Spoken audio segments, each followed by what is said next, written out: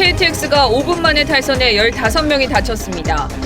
엉성한 후속 조치에 승객들은 한파에 떨었고 복구는 월요일에 될 전망입니다. 이재수 전 기무사령관의 유서가 공개됐습니다. 5년이 다 되어가는 지금 그때의 일을 사찰로 단죄한다니.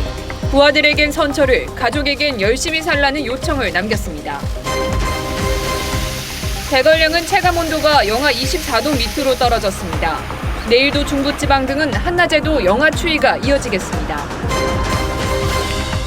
오늘 노란조끼 시위를 앞두고 파리엔 장갑차가 등장하고 에펠탑 등 관광 명소들이 폐쇄됐습니다. 중국은 사상 처음 달 뒷면을 탐사할 로켓 발사에 성공하며 우주 굴기에 나섰습니다.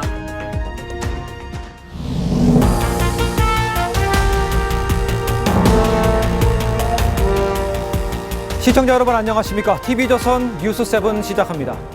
오늘 오전 강릉을 출발해서 서울로 가던 KTX의 탈선 사고로 15명이 다쳤습니다.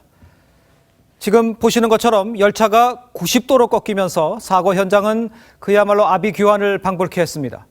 그나마 다행인 것은요, 사고가 출발 5분 만에, 그러니까 속도를 더 올리기 전에 발생을 한 겁니다. 시속 250km로 운행하는 이 고속철도인 만큼 상상만 해도 아찔한 상황이었습니다. 자, 그런데 이 코레일이 운영하는 철도 구간에서는 최근 3주간 무려 10건의 사고가 발생을 했습니다.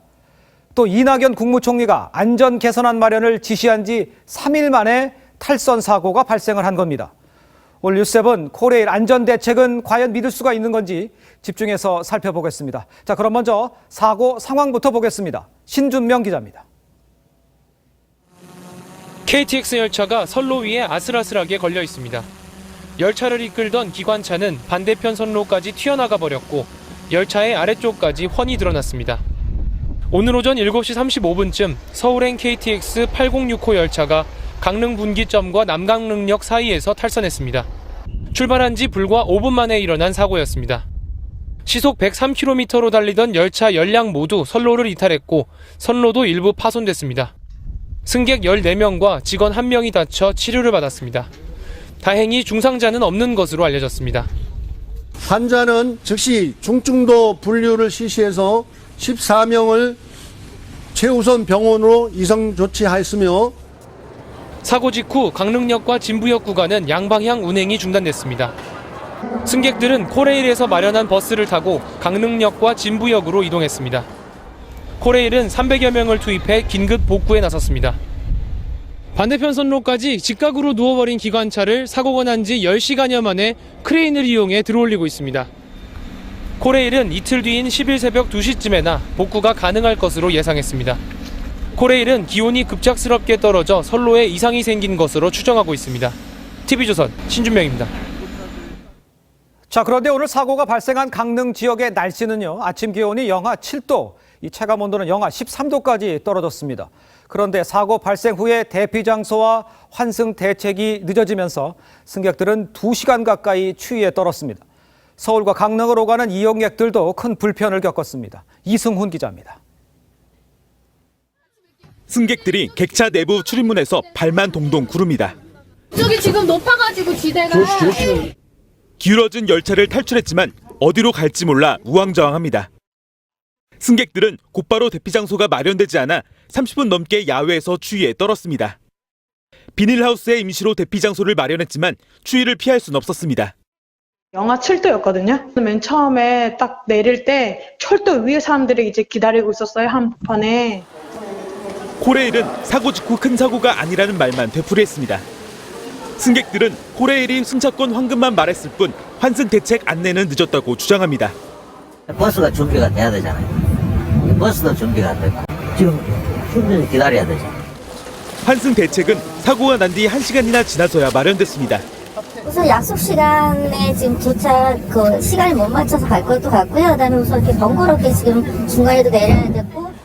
환승 버스가 부족해 역에서 30분 이상 기다리자 승객들은 목소리 높여 항의하기도 했습니다. 버스가 없는 시간 10분 것도 아니고 버스가 없는 시간이 아니라 여기 버스가 중간중간에 우리가 그럼 여기서 얼마나 더 서 있어야 되냐고.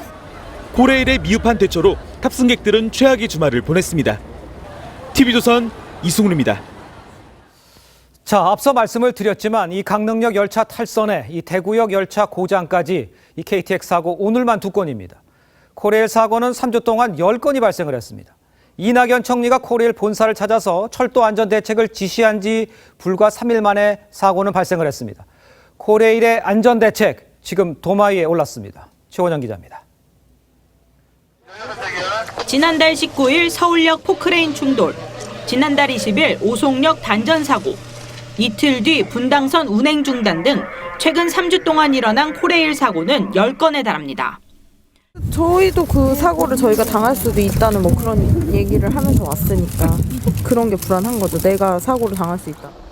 사고가 잇따르자 코레일은 비상 안전 경영을 선포하고 차량 분야 총괄 책임자와 간부 4명을 보직 해임했습니다. 김현미 국토교통부 장관은 철도 안전관리 체계 점검을 위해 감사원 감사를 청구하겠다고 했습니다. 이낙연 국무총리는 지난 5일 대전 코레일 본사를 방문해 철도 안전대책 마련을 지시했습니다. 그리고 사고 대응 매뉴얼이나 평소에 유지관리 체계 이런 것들이 충분한가. 하지만 불과 3일 만에 또다시 사고가 났습니다. 국토교통부는 현장에서 긴급 대책회의를 열고 국민에게 사과했습니다. 열차가 탈선했다는 이러한 사고는 매우 심각한 사건으로 국민들께 죄송스럽다는 말씀을 드립니다. 행정안전부는 오는 13일 범정부 대책회의를 열고 안전관리 대책을 마련하기로 했습니다. TV조선 최현영입니다. 네, 오늘 올 겨울 들어서 가장 추운 주말이었습니다. 강추위에 수도 계량기 동파 피해도 속출을 했습니다. 지금 신촌에 취재 기자가 나가 있습니다. 자, 최수용 기자, 지금도 많이 춥습니까? 네, 보시는 것처럼 옷을 두껍게 입었는데도 한기가 가시질 않습니다. 현재 서울의 기온은 영하 5도인데요. 마스크와 목도리 등 방한용품을 착용한 시민들도 강추위에 발걸음을 재촉합니다. 경기 북부와 강원도엔 한파경보가, 서울 등 중부지방과 경북지방엔 한파주의보가 내려졌습니다. 오늘 전국 최저기온은 서울 영하 11.4도, 강원도 철원 영하 20.4도, 경기도 연천 영하 16.1도까지 뚝 떨어졌습니다. 찬바람까지 강하게 불면서 체감온도는 대관령이 영하 24.3도를 기록하는 등 5도가량 더 낮아졌습니다. 상층 온도가 영하 25도에 육박하는 북극 한기가 내려온 게 원인입니다. 한파로 서울에선 이번 겨울 들어 처음으로 수도 계량기가 얼어 터지는 피해가 발생했습니다. 서울시 상수도 사업본부는 어제 오전부터 하루 동안 동파 신고 77건을 접수했다고 밝혔습니다. 내일 아침도 서울 영하 12도, 대전 영하 9도까지 떨어지는 등 동장군이 기세를 떨치겠습니다. 이번 한파는 오는 월요일까지 이어지다 화요일부터 누그러질 것으로 보입니다. 지금까지 서울 신촌에서 TV조선 최수영입니다. 자, 이렇게 최강 한파의 이 칼바람까지 이 동장군이 맹위를 떨치면서 전국이 그야말로 꽁꽁 얼었습니다. 시장 상인들은 과일이 상할까 한파 대비에 분주했고 서해안 일부 지역에서는 눈이 내리면서 겨울 정치를 선사를 했습니다. 장윤정 기자가 현장을 다녀왔습니다. 난로 연통에 고드름이 달리고 호수 언저리에는 살얼음이 꼈습니다. 나들이 객으로 붐벼야 할 산책로는 한산합니다. 경기도 포천에 올겨울 들어 첫 한파경보가 내려졌습니다. 아침 최저기온이 영하 15도를 기록한 데다 바람까지 불면서 체감온도는 더 떨어졌습니다. 모자를 쓰고 목도리까지 둘렀지만 매서운 바람을 막을 방도가 없습니다.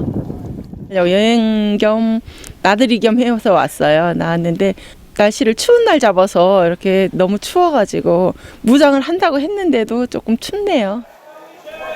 한파가 들이닥친 전통시장에선 상인들이 석유난로에 꽁꽁한 몸을 녹입니다.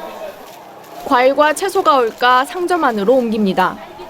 물건을 계속 교대로 바꿔서 안에 좀 넣어놨다가 또 따로 신선한 걸 내놓고 또 다시 바꾸고 그런 식으로 이렇게 해서 판매를 하고 있어요. 얼지 않게. 손님 발길이 뜸하자 일찌감치 문을 닫는 곳도 있습니다. 오늘 같은 날은 이제 손님이 일찍 끊어지니까 좀 일찍 들어갈 예정이에요. 밤사이 전남과 전북, 서해안을 중심으로 많은 눈이 내렸습니다. 전북 군산 새만금에만 최대 14.6cm의 눈이 쏟아졌습니다. 아빠랑 공싸움 하려고 이거 만들고 있었어요. 눈이 쌓여있는 걸 만질 수 있다는 게. 기상청은 내일 새벽까지 전라 서해안에 약간 많은 눈이 내릴 것으로 보인다며 비닐하우스 등 시설물 관리에 유의해 줄 것을 당부했습니다. TV조선 장윤정입니다. 세월호 유가족 사찰 의혹으로 검찰 수사를 받다 어제 투신해 숨진 이재수 전 국군 기무사령관의 유서 내용이 공개가 됐습니다. 유서에서 이 전 사령관은 한 점 부끄럼 없으며 세월호 참사 때 기무사 부대원들은 헌신적으로 최선을 다했다고 말했습니다. 유서 내용을 정리했습니다. 김태훈 기자입니다. 고 이재수 전 사령관은 유서를 통해 가장 먼저 나라를 위해 일한 부하 군인들의 억울함을 토로했습니다. 세월호 참사 당시 기무사 대원들은 헌신적으로 최선을 다했다는 겁니다. 5년이 다 되어가는 지금 그때의 일을 사찰로 단죄한다니 정말 안타깝다. 한 점 부끄럼 없이 살았다고도 적었습니다. 현재 정치 상황이 복잡하게 얽혔다며 안타까운 마음은 드러냈지만 마지막 순간까지 누구도 원망하지 않았습니다. 모두 자신의 책임이라고 했습니다. 영장 심사를 담당해준 판사님께 경의를 표하며 검찰 측에게도 미안하며 내가 모든 것을 안고 가는 거로 하고, 그러면서 군 검찰과 재판부에게는 부하들에 대한 선처를 간곡하게 부탁했습니다. 이 전 사령관은 사랑하는 가족들도 더욱 힘내서 열심히 살아가라면서 60평생 잘 살다 갑니다. 안녕히 계십시오라는 말로 12문장의 짤막한 유서를 마무리했습니다. TV조선 김태훈입니다. 네, 지금 이재수 전 기무사령관의 빈소에는 고인을 추모하는 행렬이 지금 계속 이어지고 있습니다. 현장에 나가 있는 취재 기자를 연결하도록 하겠습니다. 자, 한성원 기자, 생전에 고인과 인연을 쌓았던 인사들의 발길이 이어지고 있다면서요? 이재수 전 기무사령관의 빈소는 오늘 오전 10시쯤 이곳 서울 삼성병원에 차려졌습니다.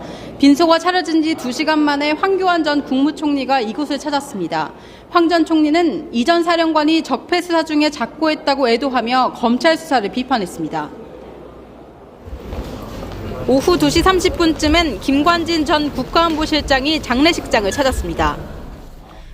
이재수 장군은 참 강직한 참군이었습니다. 죽음에 대해서 애석하게 생각합니다. 이 전 사령관이 김 전 실장을 지키려고 극단적인 선택을 한 것이 아니냐는 질문엔 사실이 아닐 것이라고 답했습니다. 이 전 사령관은 검찰이 김 전 실장 관련 사안을 실토하라고 압박하자 괴로워한 것으로 전해졌습니다. 정치인들의 발길도 이어졌습니다. 우리 문재인 정권도 더 이상 과도하게 정치적으로 이 검찰을 악용하고 이런 일이 좀 없었으면 좋겠다, 그런 생각을 합니다. 적폐 수사라고 하는 것들에 대해서 이제는 문재인 정부 출범한 지도 한 1년 7개월 가량 되던데 계속해서 이렇게 하는 것에 대해서 동료 군인들도 안타까움 속에 말을 잇지 못합니다. 상사였던 김관진 장관을 살려야 되고 또 개선상에 있는 자기 부하들을 전부 살리기 위해서. 육사 37기 동기이자 절친으로 알려진 박근혜 전 대통령의 동생 지만 씨는 타지에서 시리에 빠져 있는 것으로 전해졌습니다. 지금까지 삼성 서울병원에서 TV조선 한송원입니다. 추운 날씨에도 주말 도심에서는 대규모 집회들이 곳곳에서 열렸습니다. 내란 선동 혐의로 수감 중인 이석기 전 통합진보당 의원을 석방하라는 구호와 박근혜 전 대통령을 석방하라는 목소리 뒤섞여 있었습니다. 구민성 기자가 취재했습니다.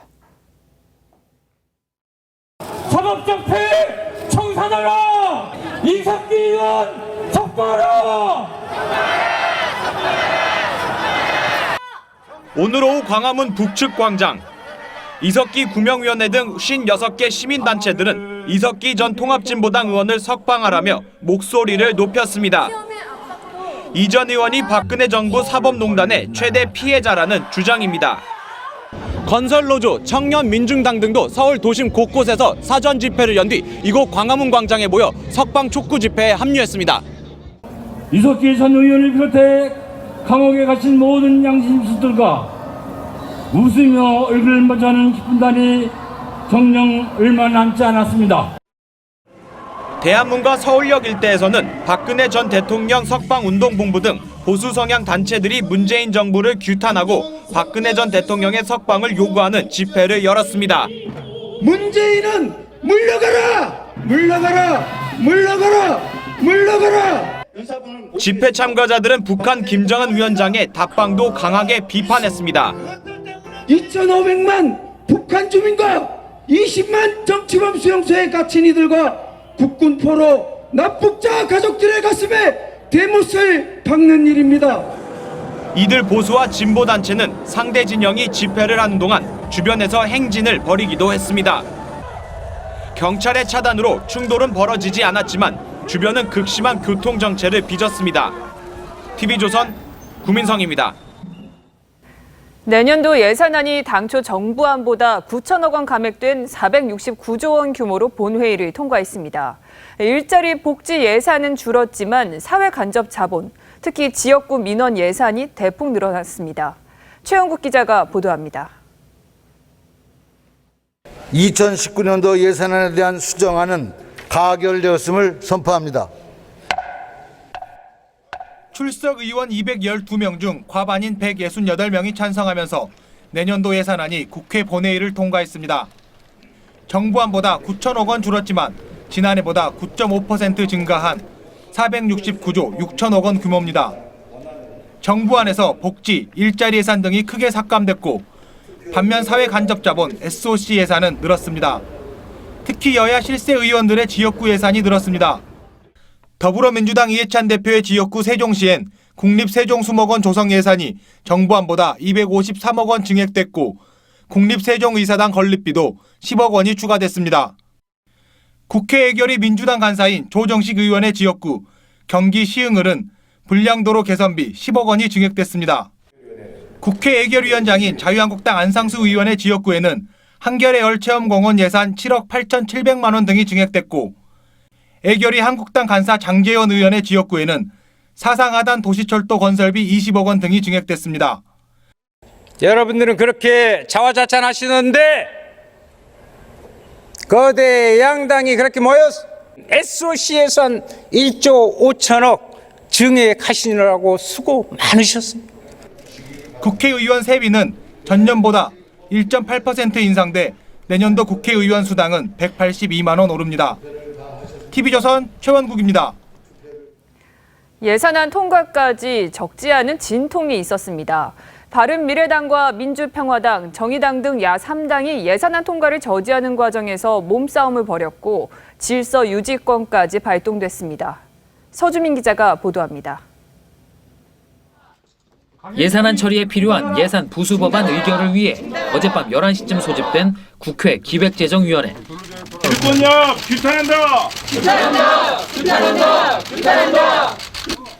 회의장에 들어가려는 정성호 기재위원장을 정의당 윤소아 원내대표가 막아섭니다. 어떤 선택! 아까 말씀하셨지 않습니까? 회의장 안에서도 야3당 의원들이 정 위원장을 둘러싸고 항의합니다. 위원장으로서 질서 유지 권한을 발동합니다. 국회 사무처 소속 경위 직원들은 회의장을 정리해 주시고 위원장님 이건 정말 야합도 모자라서 네. 독재하는 거야 독재.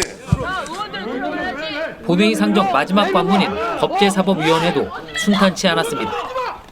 회의장 입장부터 막힌 야3당 의원들은 국회 경위들과 몸싸움까지 벌였습니다. 의원 못 들어가게! 어디 가자! 이놈들아! 왜 방증을 막습니까? 위원장님 뭐 하십니까? 본회의에서도 반대 토론이 이어졌습니다. 기득권에 의한 기득권을 위한 기득권 동맹을 맺고 말았습니다. 국회 오랜 관행까지 무시하는 날치기 통과를 시도하고 있는 겁니다. 하지만 민주당과 한국당 의원들이 대다수 찬성하면서 오늘 새벽 예산안은 통과됐습니다. 바른미래당 손학규, 정의당 이정미 대표는 사흘째 단식 농성을 이어갔습니다. TV조선 서주민입니다. 음주운전 단속 기준을 강화한 이른바 윤창호법도 어제 국회를 통과했습니다. 이제는 혈중 알코올 농도 0.03% 이상, 그러니까 소주 한 잔 정도의 음주로도 운전 면허가 정지될 수 있습니다. 황정민 기자입니다. 운전자가 음주 측정기를 힘껏 붑니다. 혈중 알코올 농도 0.048%, 단속 기준 0.05%에 못 미쳐 가까스로 처벌을 면합니다. 오늘은 훈방수치 나오신 겁니다. 하지만 앞으로는 이 수치도 면허 정지 대상이 됩니다. 도로교통법 개정안 국회 통과로 면허 정지 기준이 혈중 알코올 농도 0.05% 이상에서 0.03% 이상으로 강화됐습니다. 0.03%는 소주 한 잔이나 맥주 한 캔 정도를 마시면 나오는 수치입니다. 한 잔만 먹으면 이제 운전대 잡으면 안 되잖아요. 또 인식 변화를 위한 홍보나 교육 강화 쪽을 필요한 부분들에 대한 자료라든지 자세하게 만들어서 현재 0.1%인 면허 취소 기준도 0.08%로 강화됩니다. 면허 정지 기준이 강화되는 건 도로교통법 제정 이후 57년 만입니다. 음주운전 3회 적발 시 처벌하는 조항은 2회부터로 강화했고 최고 형량도 높였습니다. 강화된 기준은 이르면 내년 6월부터 적용됩니다. 국회는 앞서 음주운전 사망사고 때 최고 무기징역에 처하는 법률안도 통과시켰습니다. 이번 개정안은 음주운전자 차량에 치여 숨진 윤창호 씨 사망 사건이 계기가 돼 발의됐습니다. TV조선 황정민입니다. 자, 서울에 온다는 김정은 위원장 도대체 언제 온다는 걸까요? 이 청와대는 일단 북한에서 어떤 통보도 받은 게 없다고 재차 확인을 했습니다. 하지만 준비는 분주합니다. 청와대 사랑채 앞에 문재인 대통령과 김 위원장의 악수하는 대형 초상화가 걸렸습니다. 백대호 기자입니다. 청와대는 북한 김정은 국무위원장이 오는 13일 답방할 것이라는 일부 언론 보도에 대해 사실이 아니라고 부인했습니다. 윤영찬 국민소통수석은 만일의 상황에 대비해 다양한 시나리오를 가정하고 있다면서도 지금까지 북측으로부터 어떠한 통보를 받은 게 없다고 했습니다. 어제 임종석 비서실장도 북쪽이랑 전화가 되면 이렇게 답답하지는 않을 것이라고 했습니다. 청와대는 김 위원장 연내 답방 가능성을 열어놓고 견학 장소 등을 물색 중인 것으로 전해졌습니다. 당일, 1박 2일, 2박 3일 등 각각의 일정에 맞춰 제주 한라산, 남산 서울타워, 삼성전자 공장 등이 거론되고 있습니다. 청와대 앞에는 문재인 대통령과 김 위원장이 악수하는 모습을 담은 대형 초상화가 설치됐습니다. 제 뒤로 보이는 이 초상화는 가로 9m, 높이 6m 크기로 아직 작업은 덜 된 상황입니다. 일부 시민단체는 제3차 남북정상회담에 대한 기대감을 표시하면서 김 위원장 답방 환영 행사를 열었습니다. 하지만 백두칭송위원회에 이어 김 위원장을 위인으로 표현한 위인맞이 환영단도 등장해 논란이 되고 있습니다. TV조선 백대호입니다.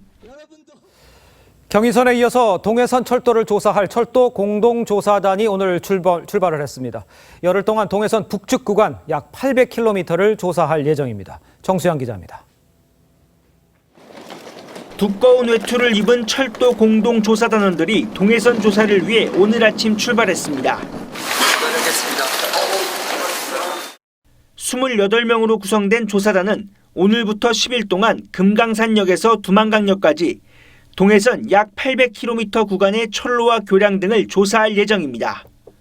홍수 등으로 유실된 금강산역부터 안변역까지는 버스로 이동하며 조사합니다.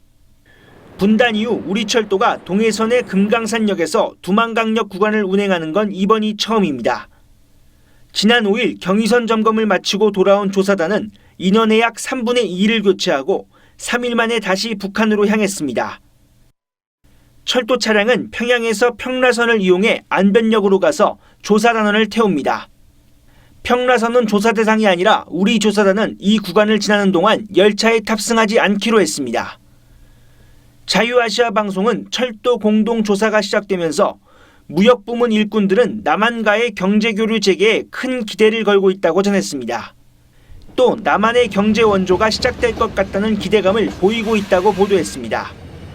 TV조선 정수양입니다. 우주 패권을 노리는 우주 강국들의 경쟁이 뜨겁습니다. 중국이 인류 최초로 달 뒷면을 탐사할 우주선을 쏘아 올리며 우주 굴기에 속도를 더했는데요. 미 항공우주국 나사는 화성에서 부는 바람 소리를 처음 포착했습니다. 이태영 기자입니다. 엄청난 불길을 내뿜으며 로켓이 하늘로 솟아오릅니다. 오늘 새벽 달 탐사선 창어 4호가 발사됐습니다. 임무는 인류 최초의 달 뒷면 탐사.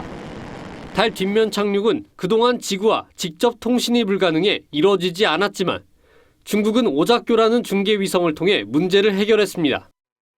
月球背面一直是与地面通信和测控的禁区。这一次，我们将通过鹊桥搭起地面与月球背面通信的桥梁。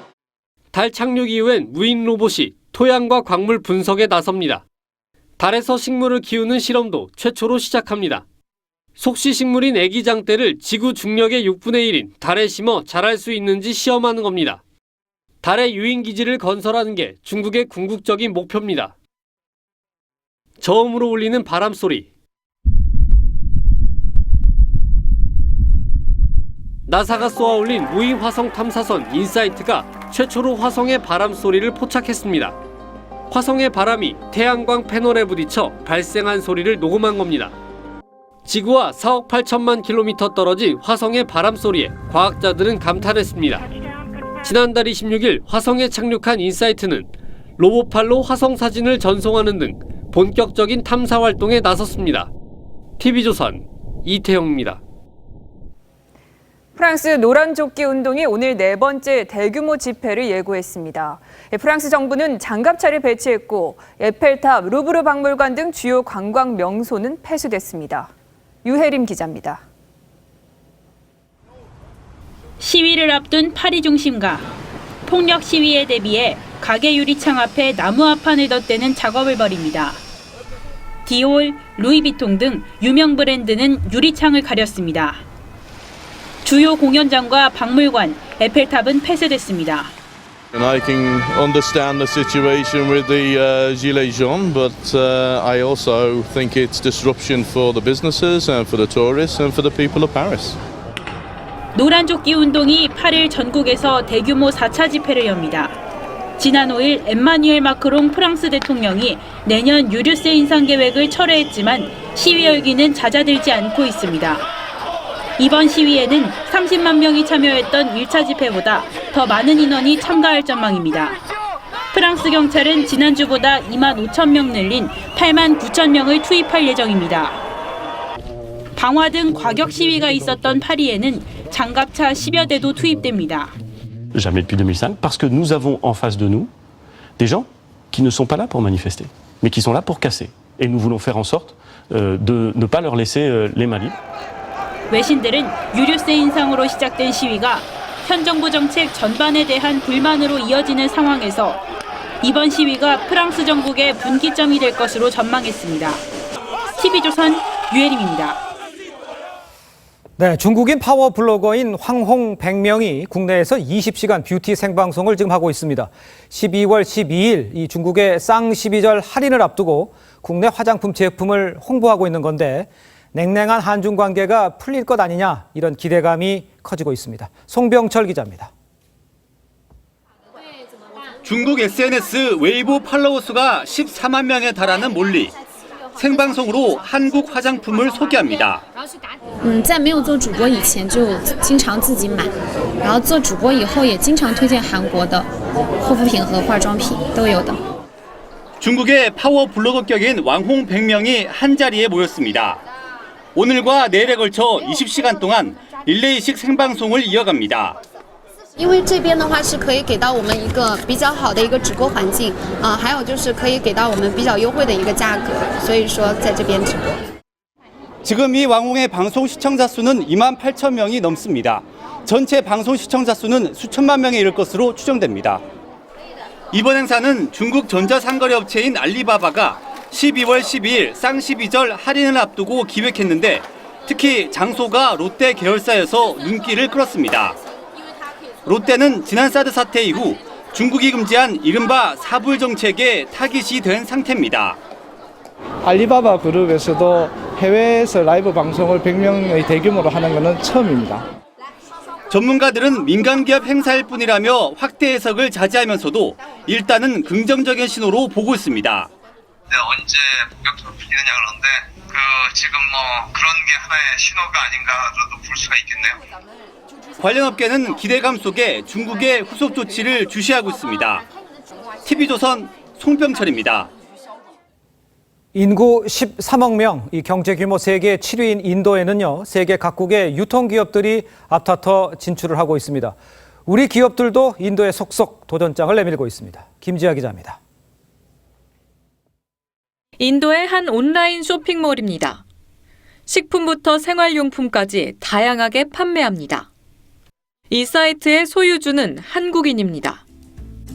벵갈루루에 있는 창고에 물건을 보관하고 주문이 접수되면 집 앞까지 배달해줍니다. 최저가, 블라인드 쇼핑 등 국내 사이트와 판박입니다.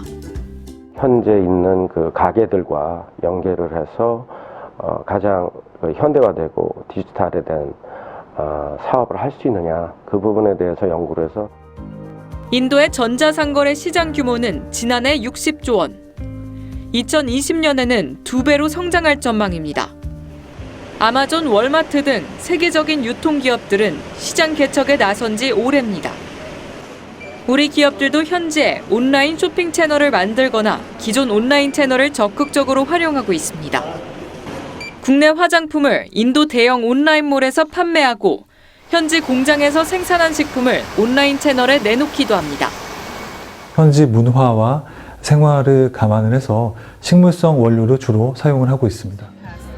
온라인의 특성상 단시간에 인지도를 높일 수 있어 한류 확산에도 선순환 역할을 합니다. 인도 정부가 진행하고 있는 디지털 인디아라고 하는 정책이 모바일 인프라를 보편화하는 정책을 좀 쓰고 있다 보니까 수요가 많이 높아졌습니다. 세계 경제 규모 7위, 인도의 온라인 시장이 블루오션으로 떠오르고 있습니다. TV조선 김자입니다. 태양광 발전소의 전기 저장 장치인 ESS 화재가 지금 잇따르고 있습니다. 정확한 화재 원인도 밝혀지지 않자 ESS 제조업체는 이 손해배상을 하겠다면서 이 전국의 태양광 사업자에게 저용량으로 낮춰달라고 요청하기에 이르렀습니다. 정민진 기자입니다. 경남 거창에서, 경북 문경에서, 충남 천안에서도 최근 한 달여 동안 태양광 발전소 ESS 4곳에서 잇따라 불이 났습니다. 올해 태양광 발전소 화재 33건 가운데 14건이 전기 저장 장치인 ESS에서 시작됐습니다. 산업부는 지난 8월부터 조사를 시작했지만 정확한 원인을 찾지 못하고 있습니다. 특화된 안전관리자 매뉴얼 같은 것도 없고, 그다음에 시설 기준 같은 경우도 ESS 특화된 게 좀 없었고요. 화재 원인이 나오지 않자 LG화학은 지난달 26일 긴급 처방을 내렸습니다. ESS를 구매한 전국의 태양광 사업자 400여 명에게 충전 용량을 75%로 낮춰달라고 요청했습니다. 이에 따른 손해액도 모두 배상하겠다고 밝혔습니다. 원인 조사를 해야 되니까 그전에 혹시 모를 사태에 대비해서 일단은 수면 잔량을 75%로 낮춰달라고 보냈죠. ESS 장치에는 리튬이온 배터리가 수백 개 들어갑니다. 좁은 공간에 배터리를 쌓으면 과열로 폭발할 가능성이 높습니다. 계속 부풀다가 이게 내압이처럼 터지니까 폭발할 수밖에 없고. 전국의 태양광 발전 ESS는 1,300여 곳에 이릅니다. TV조선 정민진입니다. 네, 놓치면 아쉬운 더하기 뉴스 시간입니다. 오늘은 정치부 박지호 기자와 함께하겠습니다. 자, 박 기자, 더하기 뉴스 첫 번째 키워드부터 볼까요? 내년에 북에 안 간다. 프란치스코 교황인데 안 가기로 결정했다는 얘기입니까? 뭡니까? 네, 문재인 대통령이 지난 10월에 바티칸을 방문을 했을 때 프란치스코 교황에게 김정은 북한 위원장의 방북 초청 메시지를 전달한 바 있습니다. 그렇죠. 그렇지만 교황의 방북이 내년도에는 힘든 것 같습니다. 바티칸은 내년에 교황의 방북이 일어나지 않으리라고 보고 있다. 미국의 소리 방송이 이렇게 보도했습니다. 네. 방송은 교황청 관계자를 인용해서 프란치스코 교황의 내년도 순방 일정이 모두 꽉 차 있고 북한보다 모두 방문이 쉽게 이루어질 수 있는 나라다. 이렇게 밝혔다고 보도했습니다. 네. 한때 교황이 아시아 순방을 할 때 북한을 방문하는 일정이 포함될 수 있다. 이런 관측이 나왔었지만 교황청의 이번 입장에 따라 교황의 방북이 성사될 가능성은 한층 낮아진 것으로 보입니다. 그렇군요. 자, 두 번째 키워드 보겠습니다. 또 수배 전단 배포 태용호 전 공사의 이야기네요. 네, 백두수호대라는 단체가 있습니다. 지난달 21일 결성이 됐는데 이들이 태용호 전 공사의 얼굴을 넣은 수배 전단을 만들어 게시했습니다. 태 전 공사가 평화 통일의 내용을 담은 헌법 제4조를 위반하고 남북 교류에 관한 법률 제1조를 위반했다는 겁니다. 전단에 자신들의 전화번호도 공개를 했습니다. 네. 태용호 전 공사를 만나면 단판을 짓겠다 이렇게 주장하고 있습니다. 이들은 얼마 전에도 서울 정상회담 방해 세력 수배 전단을 만들어서 곳곳에 뿌린 적이 있었습니다. 네. 당시의 수배 명단에는 트럼프 미국 대통령, 폼페이오 미국 국무장관, 박상학 자유북한 운동연합 대표, 김성태 자유한국당 원내대표 등이 포함되어 있었습니다. 역시 이들을 만나면 무언가를 단판 짓겠다 이렇게 주장하고 있습니다. 그렇군요. 자, 마지막 키워드 보겠습니다.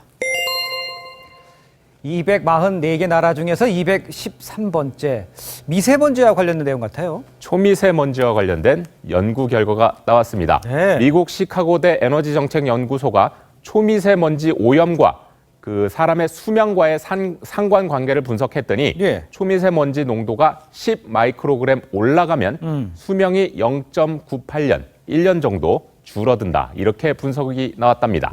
한국의 기준 2016년 기준으로 초미세먼지 농도는 평균 24 마이크로그램으로 계산돼서 한국인은 초미세먼지 때문에 1.4년 정도 수명이 줄어든다는 계산이 나왔다고 합니다. 중국의 경우는 평균 39 마이크로그램으로 단축 수명은 2.9년이었다고 합니다. 우리나라보다 초미세먼지 오염이 심한 나라는 중국과 인도를 포함해서 네팔, 방글라데시, 파키스탄, 콩고공화국, 태국, 라오스, 타지키스탄, 싱가포르 등 11개 나라뿐이었다고 합니다. 그렇다니까 이제 우리나라의 공기질이 많이 안 좋다 이런 말을 하고 있는 거네요. 네, 바꾸어서 말하면 전 세계 224개 나라 가운데 우리나라는 공기질이 안 좋기로 하위 213번째 나라인 셈입니다. 영국이나 프랑스, 독일, 미국, 일본 등 주요 선진국은 우리나라보다 초미세먼지 농도가 절반이나 그 이하였습니다. 그렇군요. 박지호 기자 잘 들었습니다. 아이돌의 글로벌 행보가 거침이 없습니다. 200만 가까운 관객을 끌어모은 방탄소년단에 이어 걸그룹 트와이스도 영화를 개봉했습니다. 박소영 기자입니다. 트와이스를 무대로 모시겠습니다. 트와이스가 등장하자 여기저기서 남성 팬들의 함성이 터집니다. 영화 개봉을 이렇게 많은 분들이 축하해 주셔서 너무너무 감사드리고요. 저희 아직 영화 보기 전이지만 또 오늘 기대한 만큼 재밌게 보고 가겠습니다. 트와이스 랜드는 트와이스의 월드 투어 실황을 담은 다큐멘터리로 7일 한국과 미국, 캐나다에서 동시 개봉했습니다. 개봉 전야 시사회는 1분 만에 모두 매진됐습니다. 초시계를 보면서 대기를 했는데 그래도 몇 번은 이렇게 이선자라고 해가지고 이미 선택된 좌석을 몇 번 보고 겨우겨우 따냈습니다. 팬들의 뜨거운 반응에 싱얼롱 상영도 확정지었습니다. 우리나라는 물론 미국에서도 전면과 좌우 벽면을 스크린으로 활용한 스크린X 상영이 예정돼 있습니다. 방탄소년단의 영화도 선전을 거듭하고 있습니다. 개봉 첫 주에만 북미에서 41억 원을 벌어들였습니다. 주말 박스오피스 10위에도 올랐는데 단 600개관 상영으로 일군 성적입니다.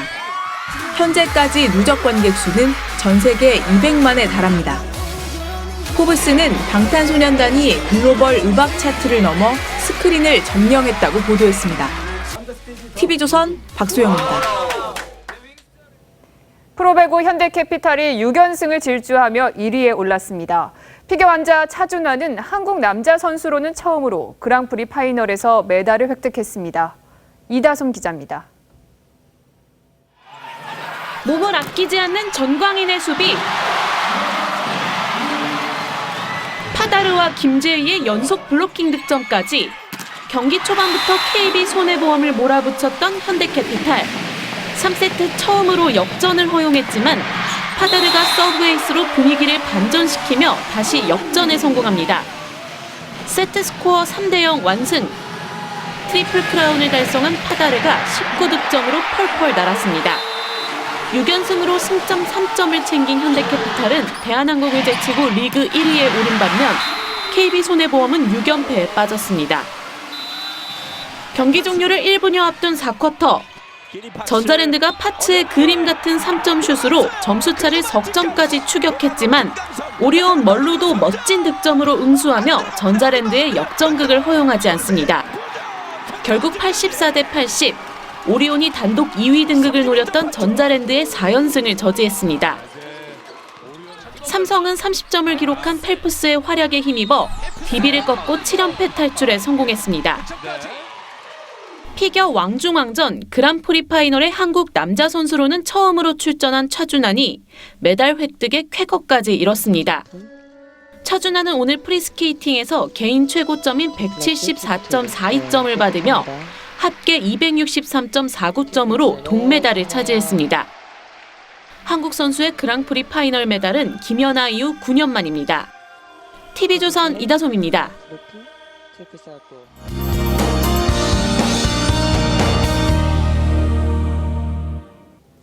네, 상층 온도 영하 25도에 달하는 북극 한기가 밀려오면서 올겨울 가장 추운 날씨를 기록했습니다.